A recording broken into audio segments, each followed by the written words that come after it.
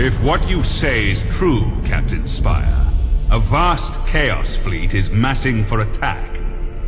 Inquisitor Horst, are you sure of this man? Maybe we should consider someone else. Isn't this captain from a planet that rebelled against the Emperor's will? Enough!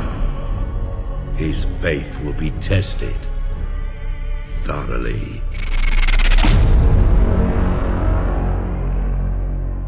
Love the Emperor, for he is the salvation of mankind. Obey his words, for he will lead you into the light of the future. Honor his servants, for they speak in his voice. Tremble before his majesty, for we all walk in his immortal shadow.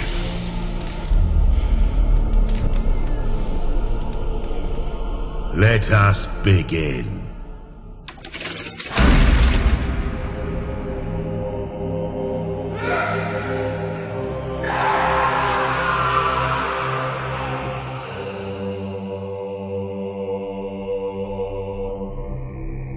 We needed to be certain. The enemy we face is no ordinary foe. I understand.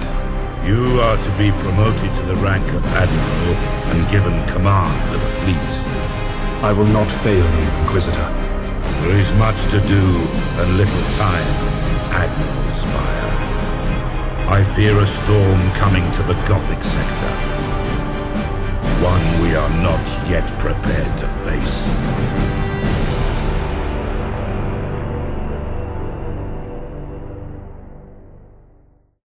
The Gothic sector is beginning to turn away from the Emperor's light. Treachery, sedition, and heresy have broken out like a plague upon our worlds. Admiral Spire, your new rank entitles you to command a small war fleet of Imperial Navy ships. It is your task to ensure the citizens of the Imperium remain safe and loyal.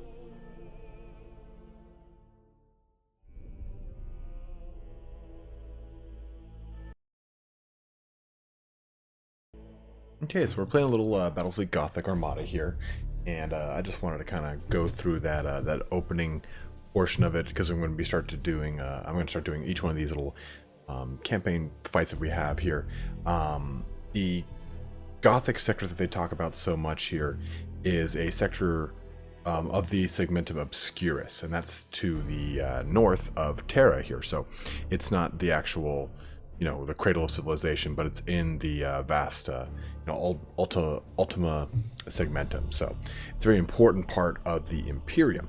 And what we're going to go through here is your Admiral Spire, obviously in the service of the Inquisitor Horst. I'm not too sure on the overall story. We're going to be playing this through together, but I wanted to kind of use this as an intro into future content to come out from Battlefleet Gothic Armada, and we'll play through the first mission here together and kind of see how that goes.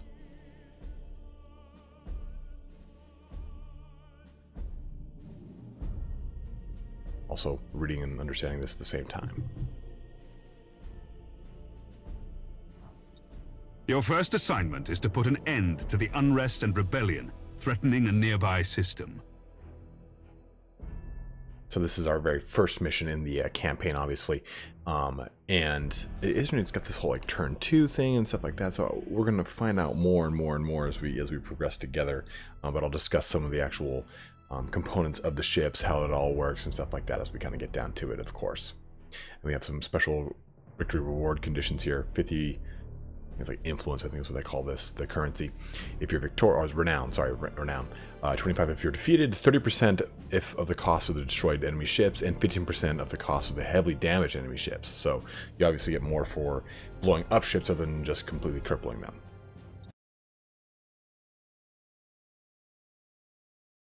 This interface helps you prepare your fleet for the next mission. At the head of every fleet is the flagship. You must select one of your vessels as the flagship for each assignment. Choose your Dauntless Light Cruiser as the flagship for this first operation. Well, okay. And we won't go through this every time we do these missions. I just want to do the first one to give you guys a frame of reference as to the game. I don't think there's a ton of people that play this game, and with Battlefleet Gothic Armada 2 coming out, this is really a really good way to kind of get a good idea of how it's going to play out with the actual game when the second one comes out. It gives you a really good kind of You have another course. captain assigned to your command. This captain commands a dauntless light cruiser and will assist you for the duration of the mission. Add his ship to your fleet. Smaller ships of the escort class can provide fire support or scout for the enemy. The Firestorm frigates are a good choice for this assignment. Once your fleet is prepared to engage the enemy, you should set course for the target system at once. The visuals in this game are amazing. It's like simply stunning. Like I was doing the tutorial and I kind of just got locked in. The fleet has reached the last known position of the heretic ships. Their sedition must not stand.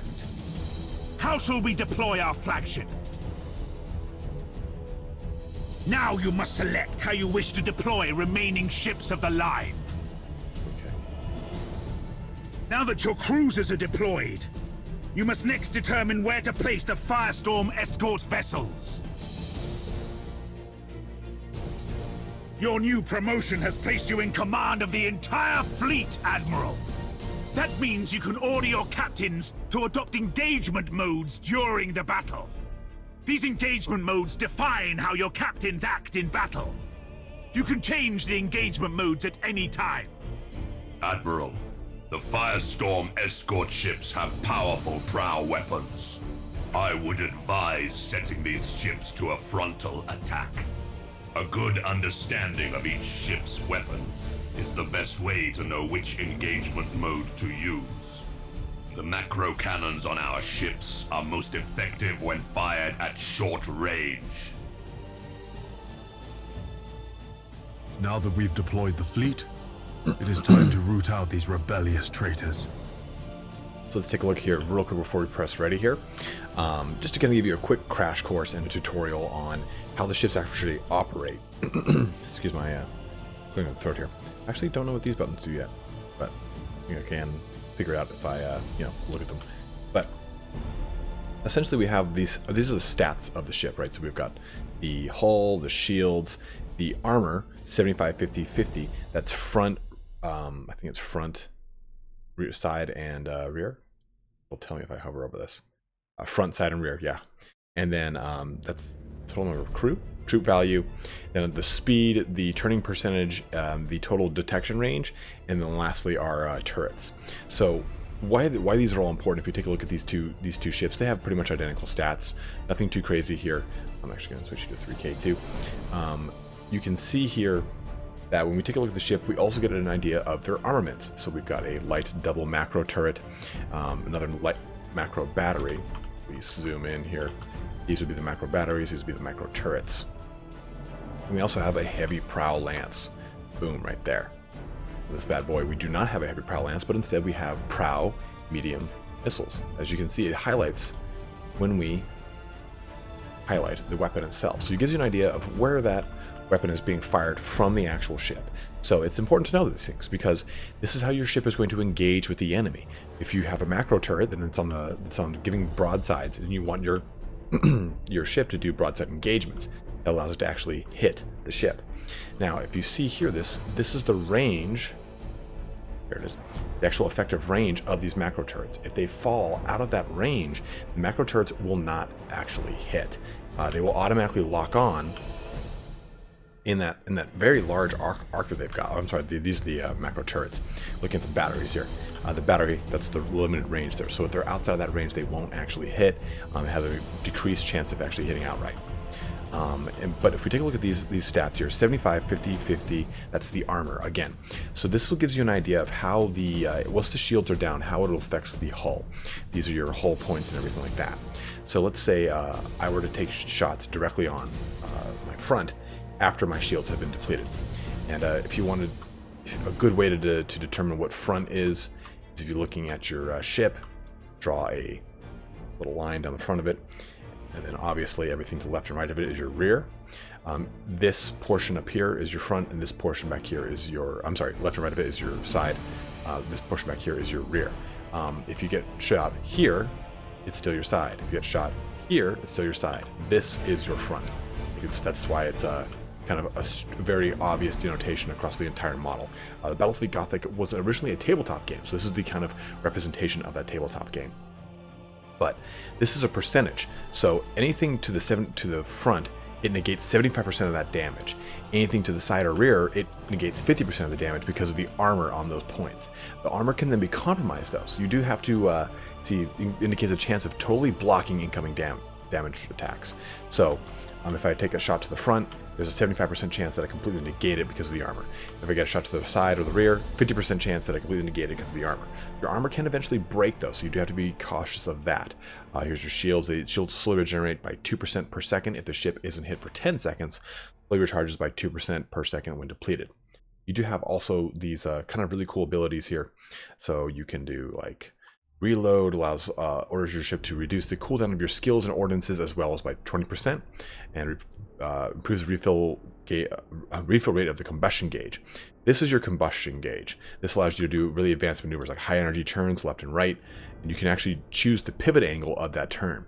You also have the ability to do an all-ahead full or an all-ahead stop. I'm sorry, burn retros, which gives you an all-ahead stop, basically. All-ahead stop doesn't make any goddamn sense, so it makes you stop the ship.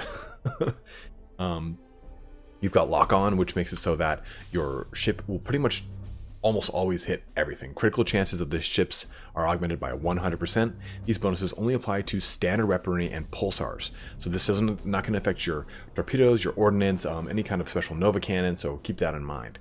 Also, you've got Brace for Impact, which is going to reduce the amount of damage you're going to take. So it raises a ship's armor by 20 points and reduces the enemy's ship's accuracy by 20 points when fired upon. This is something that you're going to use in the event that your shields are completely buckled and you're taking shots against your armor raw. Then you've got Running Silent, which means that it's going to help increase your stealth and reduce the effectiveness of them being able to detect you in a certain range. Lastly, you've got these two, depending on your ship's configuration. We've got Boarding Action and we've got Lightning Strike. So Lightning Strike uses teleportation. You're going to teleport right upon. A successful Lightning Strike will disable the warp jump of an enemy ship instead of dealing critical, and it affects the generator, so it's going to affect the ability for the ship to move. That's why you'd want Lightning Strike to use, okay, hey, this is a really nimble Eldar craft, I want to shut it down quickly, boom, Lightning Strike. And you'll get an actual idea of the effectiveness of that Lightning Strike before you even commit to it. As you hover over, it'll tell you the actual percentage chance of that going off. Then you also have Boarding Action. This is afflicting the hull. So this is going to reduce the armor of the ship. A successful Boarding Action will disable the warp jump as well of an enemy ship instead of dealing critical damage. So these assault actions allow you to do certain things to ships, and they are high risk, high reward. So look how close I have to get a boarding action off. You actually shoot boarding torpedoes, which are these really cool torpedoes with literally, like, think of Mason boring devices on the front of the torpedo that will bore through the bulkhead and allow troops to enter through it. It's kind of terrifying every time you read it in the lore. But these boarding actions, again, you can have them set to auto launch, which is kind of nice. So I'm actually going to set these. I click to auto launch. Oh, I guess I have to press start. Lastly, let's just go over torpedoes here real quick. I was having me like do that. Oh, we'll do this too. There's also emergency repairs, which will repair your hull points. Keep in mind, these are your hull points. 1, 2, 3, 4, 5, 6. And this ship will regain 2 hull points per second for 45 seconds. All fires on board the ship are extinguished, and all damaged parts, temporarily critical, will be repaired and functional, which is huge. So if you find yourself in a pickle, you have another whole set of things coming, you can do a nice little emergency repairs. You can also do a warp jump, which brings your thing back into a redeployment, so you can kind of jump them back here, do some emergency repairs, and jump back into the fight, whatever kind of makes the most sense. But let's go over missiles real quick here. I think Firestorm has missiles too, doesn't it? No, I'm just a stupid idiot. So the it's got a Prow Lance, which is, as we can see if we get in close, look at that little guy. All Imperial ships have the big Aquila on there, and the white kind of I don't even remember the name of these things, but it's like a, well, if you think of an actual ship, it's like a bow, but there's an actual name for this in the lore, and I can't recall off the top of my head. The better for ramming, my dear. You see, there's our light Prow Lance. It highlights as soon as you hover over each one. So in case you're wondering where the hell these are, this is really going to help you out.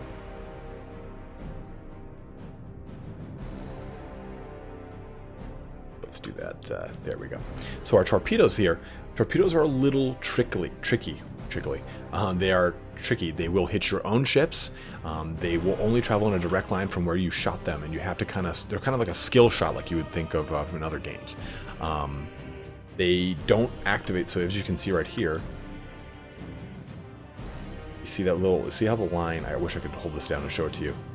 The line gets more solid, then fades to kind of more of an opaque, gets more lower opacity.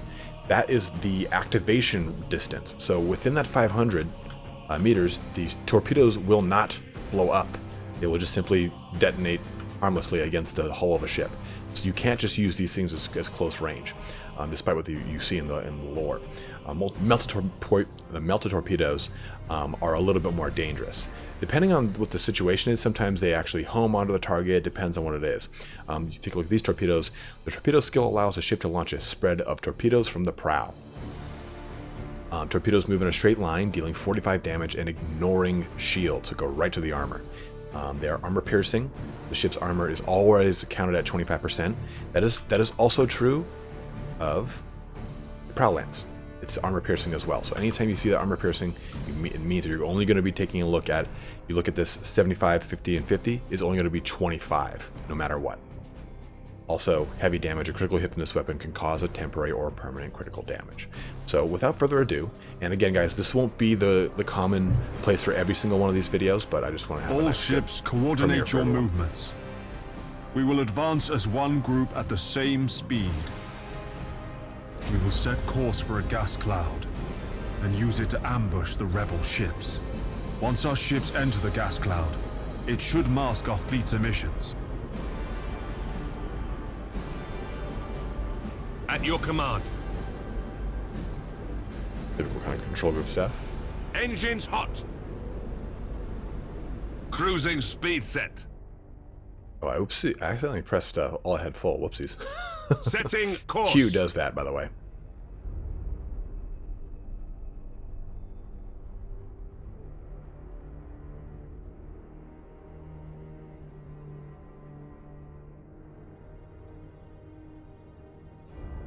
Let me just look at the visuals here, man.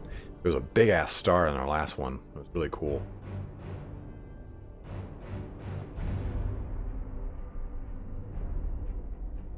These clouds do hide you as well, so it kind of reduces your detection range. The gas cloud conceals our fleet, sir. We're invisible to the enemy ships. Excellent. The trap is set. Now we wait for our prey. Sir, I've detected an enemy vessel. Shall I engage? Wait until you have identified your target, Captain. I have a probe ready to launch, Admiral. That ought to tell us what we're looking at. Very well, Captain. Launch the probe. Yes, Admiral. Choose where you want the probe to go. The probe will identify any nearby signals. Sometimes when you play against other armies, you'll see these. That is an army inbound. That is a ship inbound. So we'll see it as it comes closer to us. See it on the map already being able to detect it. All readings are confirmed. That ship belongs to the traitorous rebels. Now that we have identified the ship, our weapons cogitators can automatically target the enemy vessel. All ships, attack the enemy vessel. Target locked in. Your orders. It's getting pretty tricky here. Engines hot. See if we can get them to run into our missiles. We fired some missiles. Admiral Spire, did Ravensburg send you to bring us to heel? And it rakes the whole ship. That's glorious. In the galaxy besides the Imperium, Admiral. They can reward you for your skill and your devotion. At your command.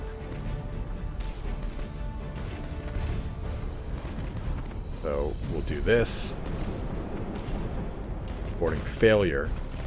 The enemy's void shields are See, this down. says chance of critical damage 40%. I suggest that we concentrate fire on their plasma generator. Targeting the plasma generator drains the ship's power. So you can actually target each individual things here. You have it set to its specific priority, so let's actually choose the plasma generator. But so this makes it Critical will actually damage to the not be enemy able to move. ships, sir. Their void shield capacitors are destroyed. Check out its engines. Awaiting orders. Use this ship to kind of get around. I mean, obviously, you want to be way more tactical. You can hold this Activating down. tactical cogitators.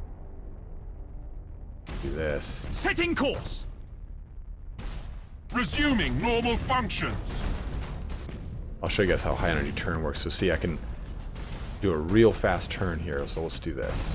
Acquiring new Almost a vector. full 180. He'll do that. Ship ready. This guy will kind of keep For the going on Emperor. that here. Then he'll shoot some melta bombs right. Course plotted. Activating tactical cogitators. Now. So let's see how that works. Oh, just missed. Oh, just got right in the rear. So that's a pretty good shot. Target locked in. Your You don't have orders to worry about macro turrets. They won't. They'll shoot over and around each other. at your command. Course plotted. Lock onto that. Lock on as target. well. Let's knock out these turrets. Admiral, You can this set is a individual battle we priority. cannot That's win. number 1. This is I'm number 3. taking my that's ship 2. out of this mess. Admiral, he is activating his warp engines and preparing to disengage from the battlefield. Not good. This cowardice cannot be tolerated. Admiral, we must put an end to this pitiful display and make an example of this craven fool. Awaiting orders. Admiral This was your Spire, last chance, this is Lieutenant Captain. Kraft. We've executed the captain and taken back control of the ship. Well done, Kraft. You've been promoted to captain.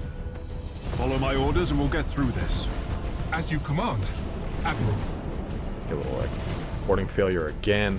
So again, we're setting their Ship ready. priorities here. We want our maximum priority to be on those engines. We have the deck set to priority level 3. We have it's pretty cool. I really enjoy that. The enemy ship has activated its warp engines and is attempting to disengage. I have a strike team of Navy armsmen ready to sabotage the enemy's warp engines. We must act quickly and use the ship's teleportarium to launch the attack. Oh, I totally agree with you. Like this Awaiting ship. So orders. then we can use this, like I was talking about. Fool! That will Your faith in the Emperor is as false as your courage. see if we can get another one. Silence this heresy. Fire all weapons. And we'll do another one. Boom, lightning strike failure. Yes, so they Admiral. can't actually use their Prow Lance is kind of going off. The Prow Lance is only a front base, as we know. It is a little fronty. Where is it? There it is. And it is. They've got a fire on We board. should keep our distance from Generators the enemy destroyed. ship, sir. It will soon explode. Oh, All ahead full. To all ships, boom. you That fought with damaged my valor ships. this day, Knocked out whole and points. proven The yourselves shield worthy almost of the entirely on one of Imperial them. Navy. Set course to leave the system. I must report our victory to Lord Admiral Ravensburg. Oh, I didn't get to see them warp out. But when ships warp out, they activate a Geller field around themselves so that it protects them from the warp itself. So we'll talk more about that stuff as we go on. But hopefully you guys enjoyed this here. I mean, it's really fun to kind of go through this game. It's a little bit different pace than we see in our normal games, but I think it's a really fun one nonetheless. But we'll go through more of these as we play through more of the campaign, and I hope you enjoyed it either way. Let me know if you do or don't. Love to keep providing this this content for you in the other videos. I'll actually mute the mic and just show the actual combat itself. But thanks for watching here today, guys. Have a good one and take care.